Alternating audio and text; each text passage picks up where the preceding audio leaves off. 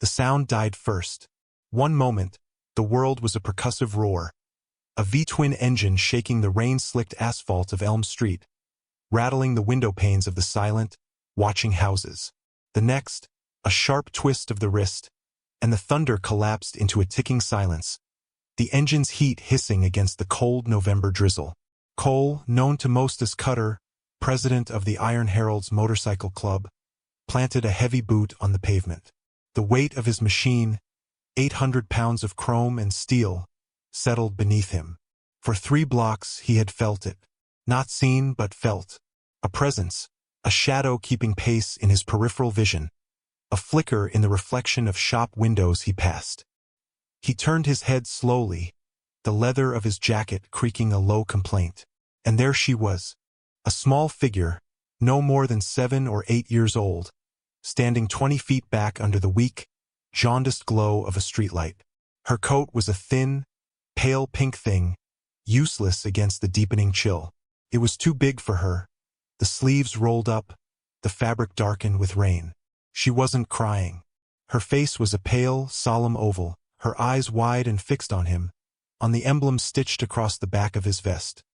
A stylized iron eagle, its wings a protective shield. She held a plastic bag clutched in one hand, the kind from a corner store, its contents a mystery. Her sneakers were soaked, the laces untied. She didn't move, just stood there, a statue of quiet desperation. Cutter swung his leg over the bike, the motion fluid and practiced. He left the key in the ignition. No one on this street would touch his bike. Not here. Not now. He walked toward her, his boots making no sound on the wet blacktop. The air was thick with the smell of rain and cold exhaust. He stopped 10 feet away, not wanting to scare her. He could see her shivering now, a fine, uncontrollable tremor that ran through her small frame. He saw the dark smudge of a bruise high on her cheekbone, an ugly purple-yellow mark that someone had tried to cover with cheap, chalky makeup. The moral stakes, right there under a failing streetlight on a Tuesday afternoon. A quiet violation the world was pretending not to see. He saw the windows of the houses, the curtains twitching, the faint blue light of televisions within. A community of witnesses, sealed in their warm, dry homes. He crouched down, bringing his massive frame closer to her level, resting his hands on his knees. The rain beaded on his shorn head and traced paths through the graying stubble on his jaw. "Hey there," he said. His voice a low rumble, softer than the engine, but just as deep. The girl flinched but held her ground. Her gaze dropped from the emblem on his back to his eyes. He saw a flicker of something in them, not just fear, but calculation. A desperate hope. "You've been behind me since I left the market," he stated, not as an accusation. 3 blocks he waited. The only sounds were the ticking of the cooling engine and the soft, persistent patter of the rain. She said nothing. Her knuckles were white where she gripped the plastic bag. "Why are you following me?" he asked, the words plain, stripped of any threat. Her lower lip trembled. She took a tiny, shuffling step forward. She looked back over her shoulder, a quick, darting glance toward a 2-story house at the end of the block, its porch light off, its windows dark and inscrutable. Then she looked back at him. She opened her mouth, and a tiny puff of condensation ghosted in the air. Her voice was barely a whisper, thin and reedy, almost lost in the sound of the rain. "Because," she said, her eyes welling up, a single tear finally breaking free and tracing a clean path through the grime on her cheek. "You look like you know how to make people stop." The words landed in the silence, heavier than his bike, heavier than any burden he had ever carried. Cutter felt a cold, familiar anger begin to uncoil in his gut. He looked at the bruise on her face, at the oversized coat, at the dark house at the end of the street. He looked at the twitching curtains in the windows all around them. The tear rolled off her chin and fell, a tiny, insignificant splash on the wet ground, and in that moment, he knew he would not be getting home anytime soon.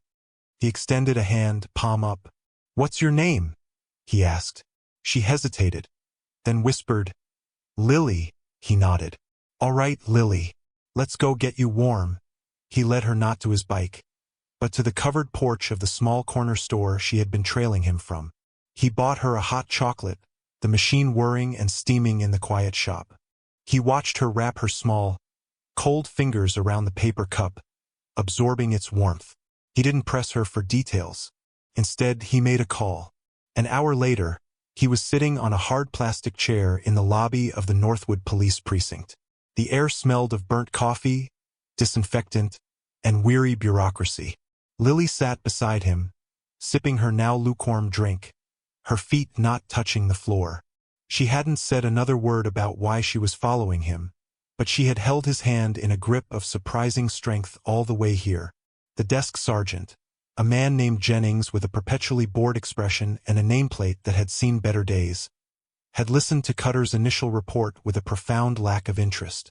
"A bruise, you say?" Jennings had droned, typing with 2 fingers into an ancient-looking computer terminal.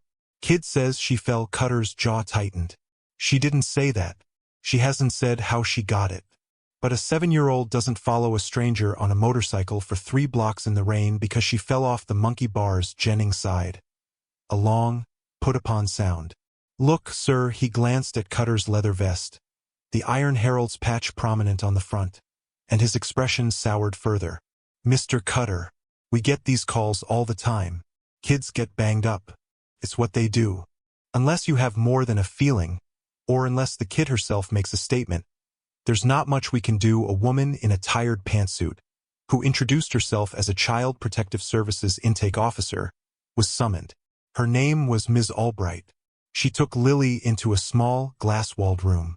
Cutter could see them through the blinds, Albright talking in an animated way, Lily just staring down at her cup.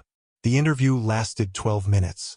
Ms. Albright emerged, her face a mask of professional neutrality. "Lily says her mother is at work and her stepfather is home," she reported, her voice flat. "She said she went to the store for him and got lost. She was scared. She saw you and thought you looked strong, so she followed you. She says she got the bruise playing at school yesterday. It was a neat, tidy story. Too neat. It was the kind of story a child is taught to tell." "Did you ask her about the house at the end of the street?" Cutter pressed. "The one she was afraid of? She said that's her house," Albright replied, a hint of impatience in her tone. "She was afraid because she knew she'd be in trouble for being late.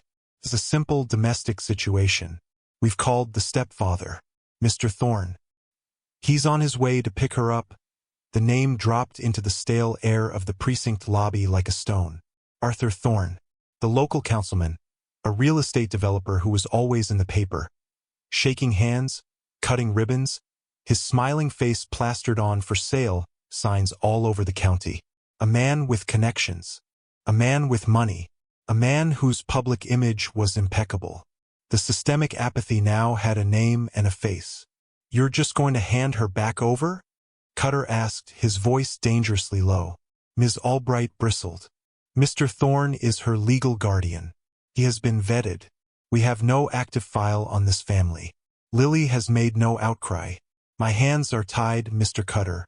We operate on evidence, not on the instincts of concerned citizens." Her eyes flicked again to his vest. The unspoken word was "Bikers." The door to the precinct hissed open and Arthur Thorne strode in. He was exactly as he appeared in the papers. Handsome, tanned, dressed in an expensive suit that seemed immune to the rain. He radiated confidence and a faint, cloying scent of cologne. He saw Lily and his face broke into a brilliant, relieved smile. It didn't reach his eyes. "Lilybug, there you are. I was worried sick." He swept her into a hug. Over Thorne's shoulder, Lily's eyes met Cutter's. For a fleeting second, the mask of a lost little girl dropped, and he saw it again. Raw, undiluted terror. Then it was gone. Thorne turned to Cutter, his smile unwavering. "And you must be the gentleman who found her. Thank you so much. I can't tell you how grateful we are." He extended a hand. Cutter looked at the offered hand, then back at Thorne's cold, smiling eyes. He didn't take it. "She had a bruise on her face," Cutter said, his voice flat.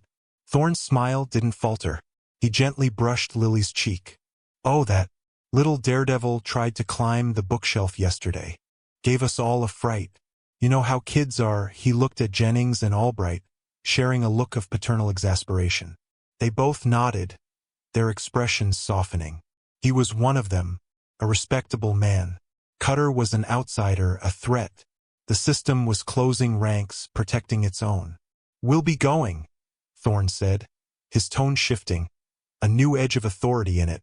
He steered Lily toward the door. "Thank you again for your time, officers." He didn't look back at Cutter.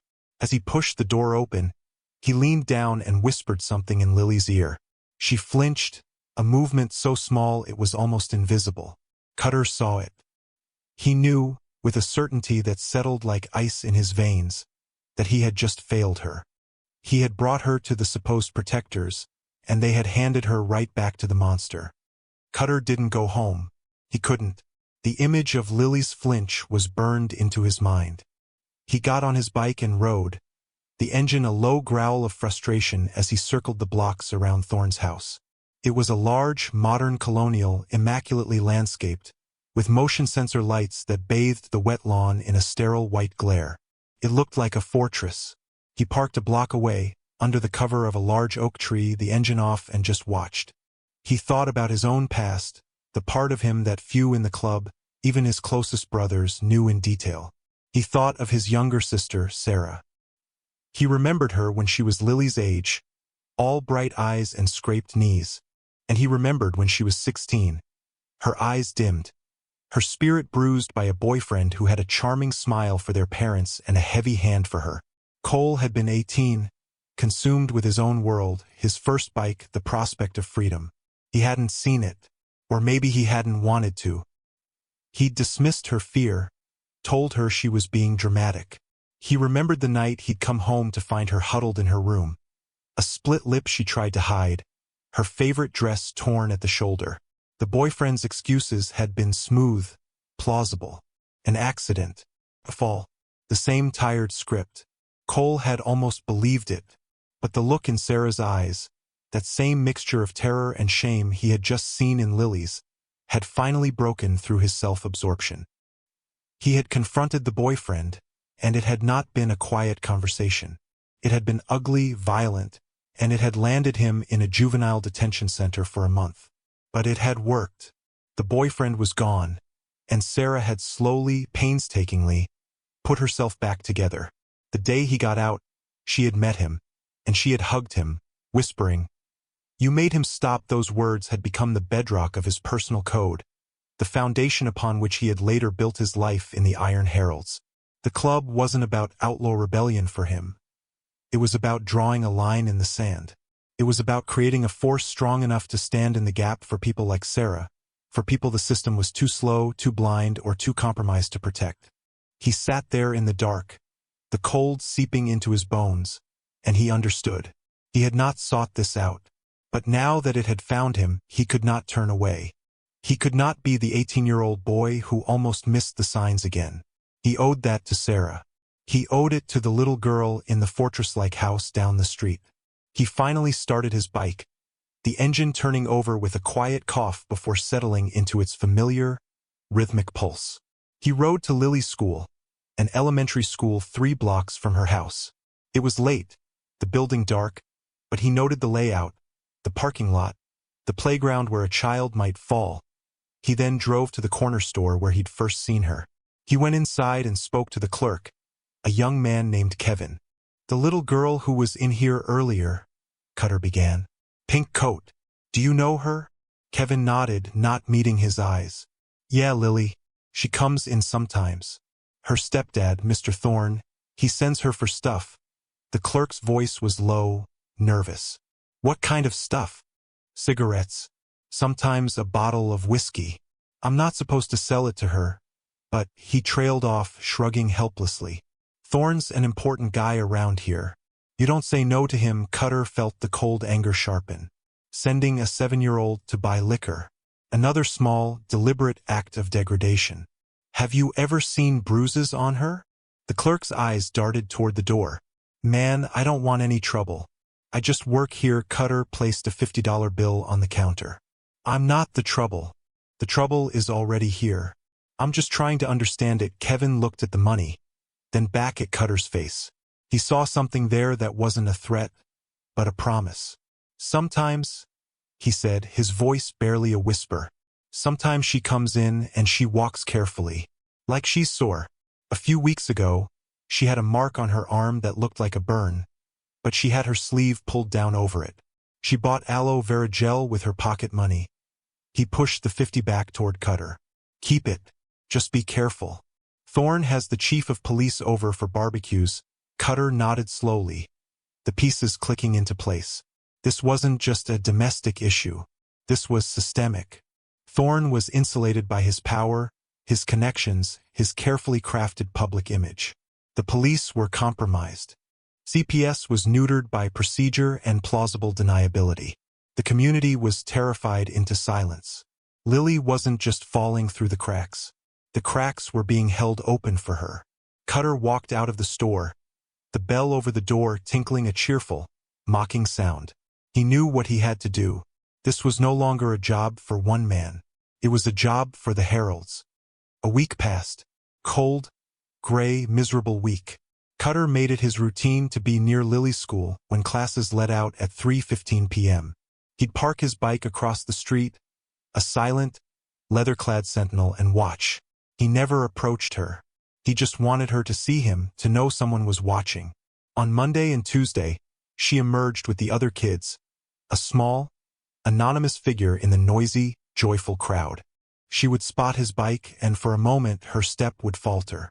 She wouldn't look at him directly, but he could feel her awareness of him, a silent acknowledgement across the busy street.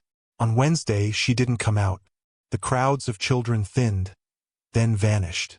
The crossing guard packed up her sign. A teacher, a young woman with tired eyes, locked the main doors. Cutter waited. 3:30. 3:45. At 4 o'clock, he crossed the street and approached the teacher as she walked to her car. "Excuse me," he said. She flinched, clutching her bag. "I'm looking for a student, Lily Thorne. Did she leave school today?" The teacher, Ms. Gable, relaxed slightly but was still wary. "Lily was absent today. The office got a call this morning." Flew. Cutter looked at the clear, cold sky. "Flew," he repeated, his voice flat. He had seen Lily the day before. She had looked pale and scared, but not sick. On Thursday, it was the same story. Absent. Flew. On Friday, he saw them.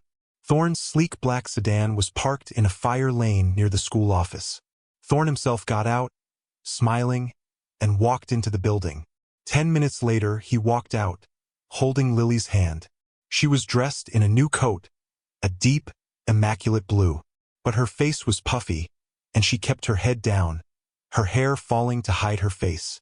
As they reached the car, her foot caught on the curb and she stumbled. Thorne's hand shot out, grabbing her arm to steady her. His grip was hard, his fingers digging in. Lily cried out, a sharp, tiny sound of pain. Thorne's smile vanished for a split second, replaced by a flash of pure, reptilian anger. He leaned in close, hissing something at her. He thought no one could see, but Cutter saw. From across the street, he raised his phone, the telephoto lens bringing the ugly little scene into sharp, damning focus. Click. The image was perfectly clear. The new coat, the girl's pained face, and Thorne's fingers biting into her small arm, his knuckles white with pressure. The mask was slipping. That evening, Cutter compiled his evidence. The photo from the school. A written, dated statement of his own account, from the first day he saw her to the precinct to the incident that afternoon. A transcription of his conversation with the store clerk, Kevin, who had reluctantly agreed to sign it after Cutter promised him the club's protection. He added the school's attendance records for the week, which he'd gotten from a sympathetic office secretary who had a nephew in the Heralds. The file was thin, but it was a start. It was more than anyone else had bothered to assemble. The next morning, he went back to the Northwood precinct. He asked for Sergeant Jennings, but was told to wait. He waited for an hour and a half. Finally, a different officer, a lieutenant with a hard, unfriendly face, called him into an office. The lieutenant didn't offer him a seat. He tossed Cutter's small file on the desk without opening it. "We've had a complaint filed against you, Mr. Cutter," the lieutenant said, his voice cold. "By Councilman Thorne. For harassment. He says you've been stalking his stepdaughter, following her, loitering near his home and her school, taking unauthorized photographs of a minor." Cutter stared at him, a cold knot tightening in his stomach. Thorne wasn't just defending, he was attacking. He was using the system as a weapon. "I'm documenting a pattern of abuse," Cutter said evenly. "The girl is in danger." The lieutenant leaned forward, his hands flat on the desk. "Let me be very clear. Councilman Thorne is a respected member of this community. You are the president of a known outlaw motorcycle gang. Who do you think a judge is going to believe? This is your one and only warning. Stay away from Mr. Thorne. Stay away from his family. Stay away from his house. If we get one more call, I will personally arrest you for stalking, and I will make sure it sticks. Do you understand me?" The threat was not veiled. It was a declaration of war. The system wasn't just failing. It was actively protecting the abuser. Cutter felt a surge of helpless frustration, a rage so pure it was almost clarifying. He had tried to do it the right way. He had followed their rules, brought his concerns to their door, and they had not only slammed it in his face, but they were now pointing a gun through it. He picked up his file from the desk. "I understand perfectly," he said, his voice devoid of emotion. He walked out of the precinct, the lieutenant's smug gaze burning into his back. The feeling of helplessness was suffocating. But as he stood on the steps, the cold air hitting his face, the frustration began to cool, hardening into something else. Resolve. They had left him no choice. They had made the rules and then used those same rules to block him at every turn. Fine. He was done playing their game. It was time to play his. That night, the Iron Herald's clubhouse, a nondescript warehouse in the industrial part of the next town over, was quiet. The bar was empty, the pool table covered. But in the back room, the one they called church, the air was thick with tension. The room was simple. A long, heavy oak table surrounded by 12 chairs, one for each of the charter's patch holders. A single bare bulb hung from the ceiling, illuminating the worn grain of the table. On the wall hung the club's charter and a framed, handwritten list of bylaws. At the head of the table, Cutter stood. In front of him, spread out like a battle plan, was the file on Lily Thorne. The photo of Thorne gripping her arm was in the center. The 11 other men in the room, their faces weathered, their hands scarred from wrenches and roads, were silent. They were mechanics, veterans, electricians, and small business owners. They were fathers, brothers, and sons. And they were the Iron Heralds. "I brought this to the law," Cutter began, his voice a low, controlled rumble that filled the small room. "Twice. The first time, they handed her back to him. The second time, they threatened to arrest me." He tapped the photo. "This is Arthur Thorne, councilman, friend of the chief of police. A man who buys his image with charity donations and his silence with threats." He looked around the table, meeting each man's eyes. There was Roadblock, the club's sergeant-at-arms, a mountain of a man who had served 2 tours in Afghanistan. There was Doc, the club medic, a former paramedic who had seen it all. There was Styx, the treasurer, an accountant by day who could make numbers sing or scream. "They told me to stand down," Cutter continued. "They called what we do a gang. They called what he does a family matter, but I look at this picture and I don't see family. I see a monster and a victim. And I see a system that is holding the door open for him."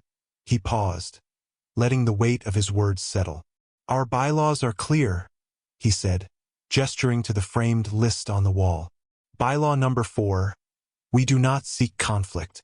We do not break the peace." He then pointed to the next line. "Bylaw number 5, we stand for those who cannot stand for themselves. We answer the call. We are heralds. We announce the presence of a truth that others wish to ignore." This was the core of their identity, the principle that separated them from the outlaw gangs the lieutenant had spoken of. It was their code of honor. "The system has failed this little girl," Cutter said, his voice dropping, becoming more personal. "It has failed her, and it has dared us to do something about it. They expect us to ride away. Or they expect us to do something stupid, something violent, so they can come down on us with the full force of the law and say, "See? We were right about them all along." He leaned forward, his hands flat on the table, his gaze sweeping across his brothers. "We will do neither. We will not be violent. But we will not be silent. We will use their rules against them. We will be louder than their lies. We will be more visible than their corruption. We will bring the truth into the light, so brightly that no one, not the press, not the politicians, not the compromised cops, can look away." He straightened up. "This is not a vote for a fight. This is a vote for a reckoning. It will be clean. It will be public. It will be lawful. But it will be absolute. We will mobilize every resource we have. We will call in every favor. We will become the thing Thorn fears most. Not a fist, but a mirror held up in front of the whole damn town." He looked at Roadblock. "What say you, Sergeant?" Roadblock, who rarely spoke more than 3 words at a time, looked at the photo of Lily, his jaw working. "We stand," he said, his voice like gravel.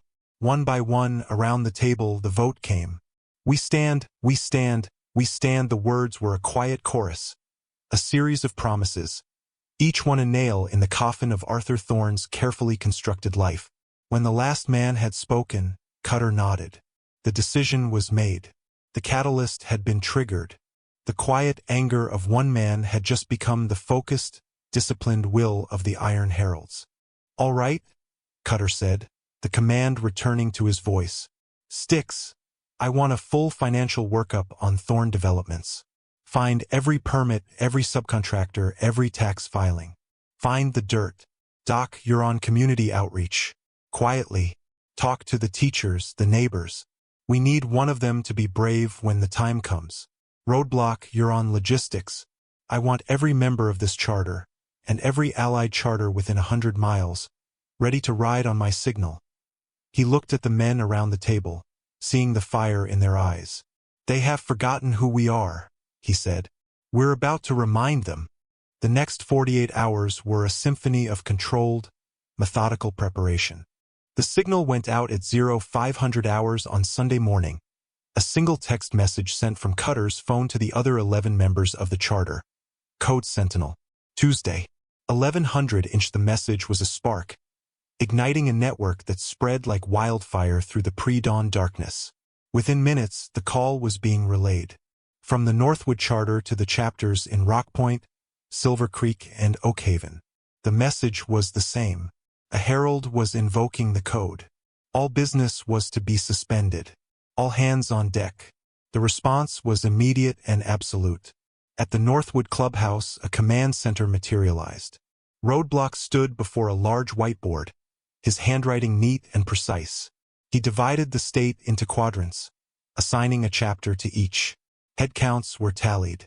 By 0600 hours, 27 bikes confirmed from Northwood. By 0700, 19 from Rockpoint. By 0830, 24 from Silver Creek, 17 from Oakhaven. Total, 87. 87 riders. 87 heralds. Each man was given a specific set of instructions. They were not to ride in club colors until the final rendezvous point. They were to travel in small, inconspicuous groups of 2 or 3. They were to obey every traffic law to the letter. No speeding. No loud pipes in residential areas. They were to be ghosts until the moment they were meant to be seen. In a small, soundproofed office off the main floor, Styx was a whirlwind of digital activity. With 2 laptops and 3 monitors, he dove into the labyrinth of public records. He pulled deeds, tax assessments, and incorporation papers for Thorn Developments LLC. He found a pattern of using under-the-table, non-union labor from a company that had been fined 3 times for safety violations. He found a zoning variance for Thorn's latest luxury condo project that had been pushed through the town council by a 4-3 vote, with Thorn himself casting the deciding vote after recusing himself in spirit. But not in practice. He printed every document, every article, every damning piece of paper, compiling them into a thick, meticulously organized binder. Meanwhile, Doc was making quiet phone calls. He spoke to his cousin, a nurse at the county hospital. He asked her to discreetly check emergency room admissions for Lily Thorne over the past 2 years. The records were sealed, but the nurse, after some persuasion, confirmed 3 visits for household accidents: a fractured wrist, a concussion, and second-degree burns to the forearm.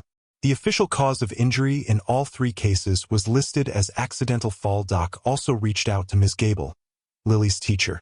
He didn't push. He simply told her that a group of concerned citizens would be present at the Town Hall Park dedication on Tuesday, and that it would be a very safe place to tell the truth. He left the decision to her. Cutter's role was coordination. He was on the phone with Elena Ramirez, a sharp, fearless defense attorney who had done pro bono work for the club in the past. She was the advocate they needed, the one who could weaponize the truth within the legal system. He faxed her every page of Styx research, every statement, every photograph. He laid out the plan. A public, peaceful, and overwhelming show of presence. "No threats, Cole," she warned, her voice sharp over the phone. "Not even implied ones. You are there as silent witnesses. Your presence is the statement. I will handle the rest." "Understood," Cutter replied. "We are the stage, you're the main event." His final call was to a young, hungry reporter at a small independent online news outlet, someone immune to Thorne's influence. He didn't give her the story. He just gave her a time and a place. Tuesday, 11 a.m. The new park dedication at Town Hall. The real story isn't the park on Monday night. The clubhouse was a hive of activity. Engines were being tuned, chrome polished, tires checked. It was not the boisterous preparation for a weekend run. The mood was somber, focused. It was the quiet, determined arming of a legion. Each man knew his role. Each man knew the stakes. They were not preparing for a battle of fists, but a battle of perception. They were about to hijack the narrative, to turn Thorne's own self-serving publicity event into a trial in the court of public opinion. As the sun rose on Tuesday morning, the first engines began to turn over. From towns 50 miles away, small groups of riders pulled onto the highways, converging on a single point just outside Northwood. The air began to hum with the promise of their arrival. A low, growing thunder, still miles away, but rolling inexorably closer. The sky over Northwood was a brilliant, cloudless blue, a perfect day for a photo opportunity. At the newly completed Town Hall Park, a small crowd had gathered. A green ribbon was stretched between 2 posts in front of a brand-new gazebo. Mayor Thompson was at the podium, droning on about civic pride and community investment. To his right, beaming for the cameras from the local paper, stood Councilman Arthur Thorne, the man of the hour. His development company had donated the land, a gesture of magnanimous public service that had earned him glowing editorials. Lily stood beside him, a prop in his tableau of decency.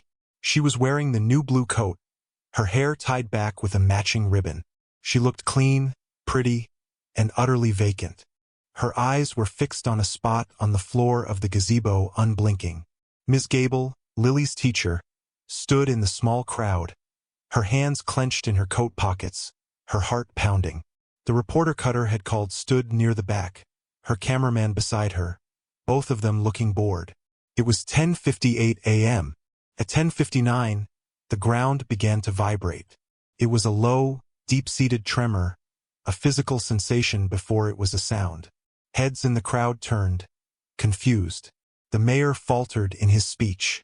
Then the sound arrived. It was not the angry snarl of a few bikes, but the unified, synchronized roar of a legion. It grew louder, closer, a wave of sound washing over the polite ceremony. From the north and south ends of Main Street, they appeared. 2 columns of motorcycles, riding 2 by 2 in perfect formation. The Iron Heralds. They moved not like a gang, but like a military procession. The sun glinted off 87 sets of polished handlebars, 87 chrome engines. They wore their full colors now, the Iron Eagle emblem a repeated, defiant symbol on their backs. The crowd gasped, stepping back onto the grass. The 2 local police officers assigned to the event looked at each other, their faces pale and uncertain. This was beyond their control. The columns rolled past the park and then, with practiced precision, peeled off one by one, to line the curb on all three sides. They didn't block the street. They framed it. They created an arena. Then, as 87 engines were cut. The sudden, profound silence was more shocking than the noise. It was a heavy, weighted silence, filled with the ticking of hot metal and the collective stare of 87 men. They didn't dismount. They didn't speak. They just sat on their machines, their faces impassive, their gaze fixed on the gazebo. On Arthur Thorne. Thorne's smile had frozen on his face. The color drained from his cheeks. This was not a random disruption. This was for him. He looked wildly at the police officers, but they stood frozen, mesmerized and intimidated by the sheer, disciplined scale of the display. The crowd was silent, all eyes flicking between the stoic ranks of bikers and the crumbling councilman. Cutter was at the front, his bike directly opposite the gazebo. He caught Lily's eye. For the first time all morning, her expression changed. A flicker of dawning, impossible hope lit her eyes. Cutter gave a single, almost imperceptible nod. Then a car door slammed. From a sedan parked behind the line of bikes, Elena Ramirez emerged. She was dressed in a sharp black suit, carrying a leather briefcase. She walked with purpose, the bikers parting to let her through as if she were a queen moving through her court. She walked directly to the foot of the gazebo steps, stopping in front of the podium. The independent reporter was no longer bored. Her cameraman was rolling, the lens zoomed in on the unfolding drama. "Councilman Thorne," Elena Ramirez said, her voice crisp and clear, amplified by a small, handheld microphone she produced from her briefcase. "My name is Elena Ramirez.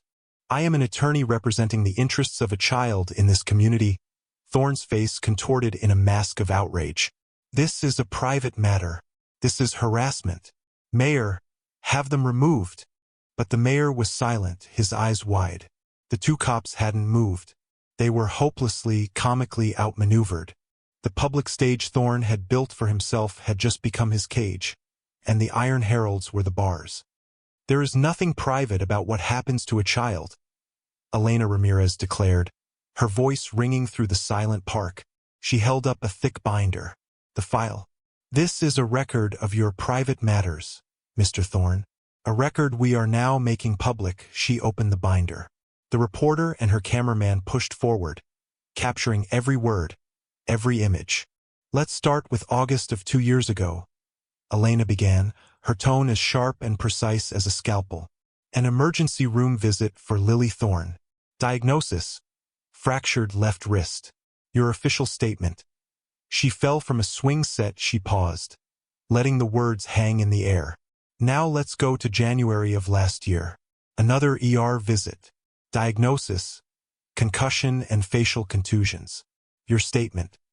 She slipped on some ice. The crowd murmured, the sound a low, rising hum of concern. Thorne, trapped on the gazebo, began to sweat. His public relations smile was gone, replaced by a sneer of cornered malice. "These are lies. Slander." Elena ignored him, her focus absolute. "And then, 7 months ago, the third visit. Diagnosis: second-degree thermal burns on her right forearm. Your statement, Mr. Thorne." She accidentally spilled hot soup on herself. She looked up from the binder and stared directly at him. 3 ER visits in 18 months. 3 plausible stories. But a pattern is not a story. It's evidence. From her briefcase, she pulled out a large, glossy photograph and held it up for all to see. It was Cutter's photo from the schoolyard. The image was undeniable. Thorne's hand, his knuckles white, digging into Lily's arm, the grimace of pain on the child's face. A collective gasp went through the crowd. The mask was not just slipping, it was being ripped away. "This photo was taken last Friday," Elena announced. "Does this look like a household accident, Mr. Thorne? Or does it look like what it is? Assault? That's out of context." Thorne sputtered, his voice cracking. "She stumbled. I was helping her." At that moment, a voice came from the crowd. "No, you weren't." All heads turned. It was Ms. Gable, Lily's teacher. She was trembling, but her eyes were defiant. Bolstered by the silent wall of bikers, by the public focus. Her fear had finally been eclipsed by her conscience. She stepped forward, out from the anonymity of the crowd. "I saw it too," she said, her voice shaking but clear. "And that's not all I've seen." She looked at Lily, who was now staring at her, her eyes wide. "The flu she had last week. She came to me on Tuesday and said her stepfather was angry she got a C on a spelling test. She said she was afraid to go home. She didn't come to school Wednesday or Thursday. On Friday, when you brought her in, Mr. Thorne, she was wearing makeup under her eye." Another voice, this one from a man standing near the back. "He sends her to the store for his whiskey." It was Kevin, the clerk from the corner store, his face pale but determined. "She pays with his credit card. I have the receipts." The community, so long silent, was finding its voice. The dam of fear had broken. One by one, small truths, long suppressed observations, began to surface. A neighbor who heard shouting. Another who saw Lily out in the yard in the cold without a coat. Each testimony was another stone laid on the growing cairn of Thorne's guilt. Elena Ramirez let the voices rise, a chorus of witness. She then held up another set of documents. "And this," she said, her voice cutting through the noise, "is the evidence of your public corruption, zoning fraud, labor violations, tax evasion. It seems your abuse is not limited to your home, councilman." She placed the binder on the steps of the gazebo, a final, damning offering. Thorne looked from the binder to the bikers, from the reporter's camera to the accusatory faces in the crowd. There was nowhere left to hide. His world, so carefully constructed, had been dismantled in the space of 10 minutes. Lily, who had been frozen this whole time, slowly took a step away from him, moving toward the edge of the gazebo, toward the crowd, toward the sound of the truth. The two police officers, finally spurred into action by the undeniable public spectacle and the presence of a camera crew documenting their every move, ascended the gazebo steps. Their faces were grim. The script had been flipped, and they knew they were on the wrong side of it. One of them spoke into his radio, his voice low and urgent. Arthur Thorne made one last, desperate appeal. "This is a misunderstanding, a political smear campaign orchestrated by these criminals," he yelled, gesturing wildly at the silent ranks of the Iron Heralds. But his words were hollow, pathetic. No one was listening anymore. The senior officer stepped toward him. "Mr. Thorne," he said, his voice flat and official, all traces of their previous camaraderie gone. "You need to come with us." Thorne's face crumpled, the last vestiges of his authority dissolving into pure, panicked rage. "You can't do this. Do you know who I am?" The officer took his arm.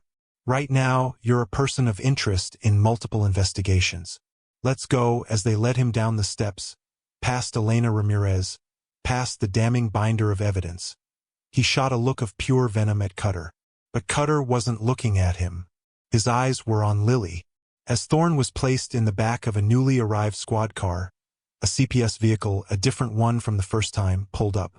A new case worker, an older, sterner-looking woman, got out and went directly to Lily, speaking to her in a low, gentle voice.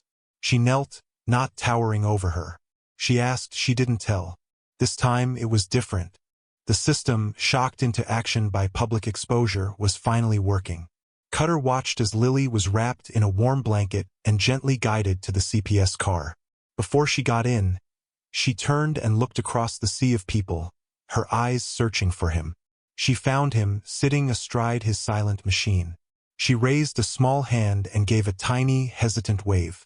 Then, for the first time since he had met her, she smiled. It was not a big smile. It was a small, fragile, watery thing, but it was real. It was a sunrise. Cutter felt a tightness in his chest ease, a weight he hadn't realized he was carrying lift. He raised his hand from the handlebar and gave a slow, deliberate nod. Promise kept. The crowd began to disperse, buzzing with the morning's events. The reporter was doing a live feed, her voice electric with the scoop of a lifetime. The mayor was frantically making calls, trying to distance himself from the toxic fallout of his colleague. The Iron Heralds remained. They waited until the CPS car carrying Lily was gone, until the police car carrying Thorne was out of sight. They waited until Elena Ramirez had packed her briefcase and given Cutter a crisp, approving nod. Then, and only then, did Cutter give the signal. He twisted the key in his ignition. The thunder returned, a single, powerful bark of sound. In perfect sequence, 86 other engines roared to life behind him. The sound was different now. It wasn't menacing. It was triumphant. It was the sound of a promise fulfilled, of a reckoning delivered. Cutter pulled his bike onto the street, and the twin columns of the Iron Heralds fell into formation behind him. They rolled slowly through the center of town, not as a threat, but as a victory parade. People on the sidewalks stopped and watched, their faces a mixture of awe and dawning respect. The rumble of the engines was no longer just noise. It was a statement. It was the sound of a line being drawn, of a community being reminded that true strength is not in a title or a bank account, but in the courage to stand for those who can't. The corrupt official, Sergeant Jennings, who had first dismissed Cutter, was placed on administrative leave the next day, pending an internal investigation into his relationship with Thorne. The entire Northwood branch of CPS underwent a full review.